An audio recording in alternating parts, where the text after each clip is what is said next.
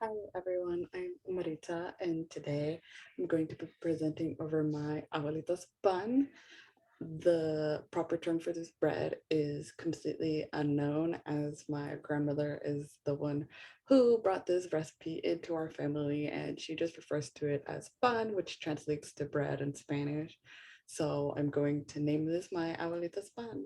However, if you do recognize the recipe or just the way the bread looks, and you know what it's properly called, please let me know in the comments. I would very much appreciate it. Okay, so first things first, what we're gonna need is we're gonna need hot water, yeast, milk, oil, sugar, and flour. There's no measurement next to flour because it kind of just depends. You're gonna be adding it on in another step as it goes. So, all right, so our first section is the dough making. You can see here, that's my grandma mixing the dough. Let's do this. So the first thing that we got to do is we got to add our 2 cups of hot water to the pot. We got to add in our yeast.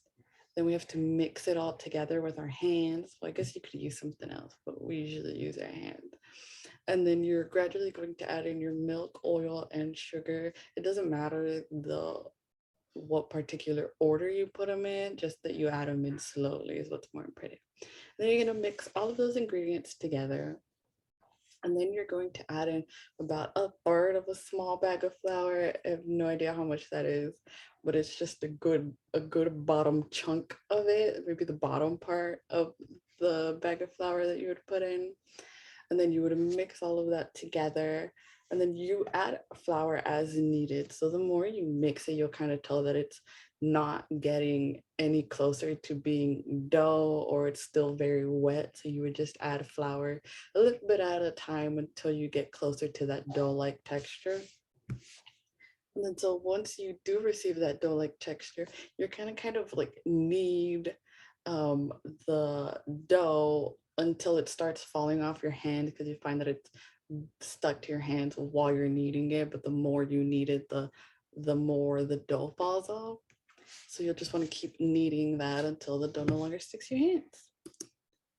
Right, so then we're at the dough prepping. I find this to be the most fun part. You can see here we made a lot of bread in preparation for this project.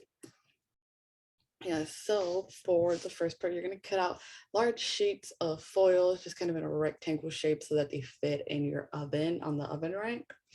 And then so you're going to cover them in a light layer of butter or any sort of anything, just to make sure that the bread doesn't stick to the foil. And then you're going to go back to your dough. You're going to rip off little pieces and kind of make them into balls to whatever size you would like.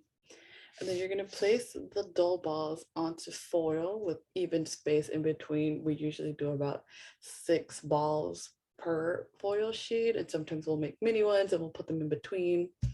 And so, yeah, it's all up to you. And then so you're going to use 3 fingers. No idea why it has to be 3, but my grandmother is very much a stickler for using 3 fingers to kind of press the ball down and shape it into a circle or whatever shape you would want, really.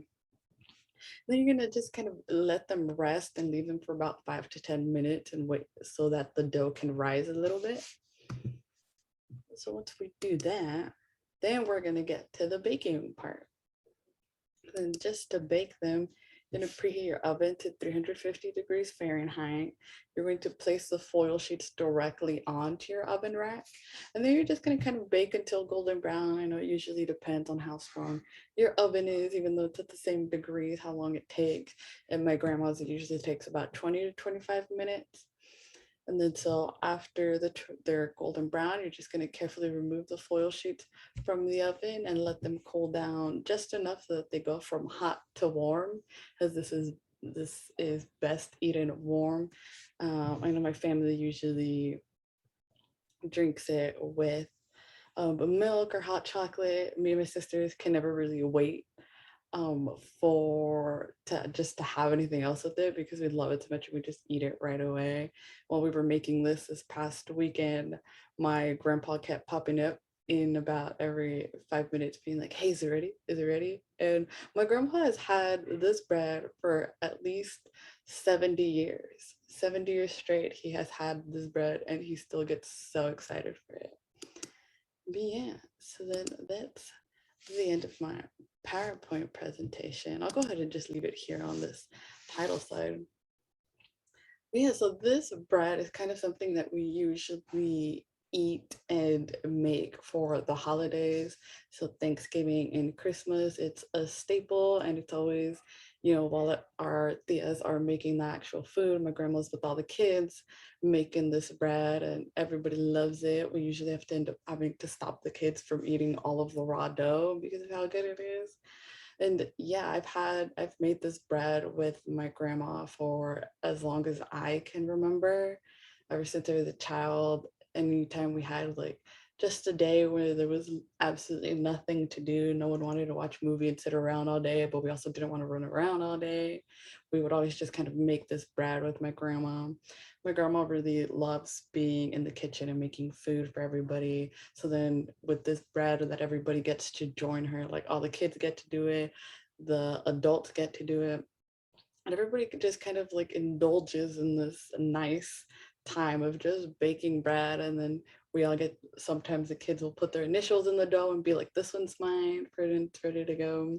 And my grandma said that she's been making this bread for so long that she can remember that they used to go up the mountain with my dad. My dad's about 50 years old. It was a long time ago that they used to go up the mountains in Mexico with my dad, and they would just make a little makeshift brick oven kind of out of bricks and mud and whatever clay they had. And they would use even fertilizer sometimes. And this bread just kind of, it generally goes through every person in my family has grown up with this bread, and it is my grandma's staple recipe, I guess. Um, but yeah, this bread really just means a good time for me. It means family time, and it means kind of just spending time together and enjoying the importance and all the love that we are surrounded by.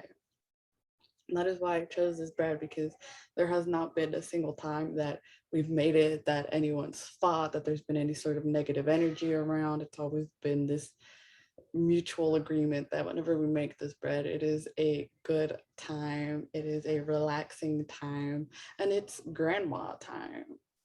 And yeah, so that is my presentation for the day. Thank you so much for listening, and I hope you enjoyed.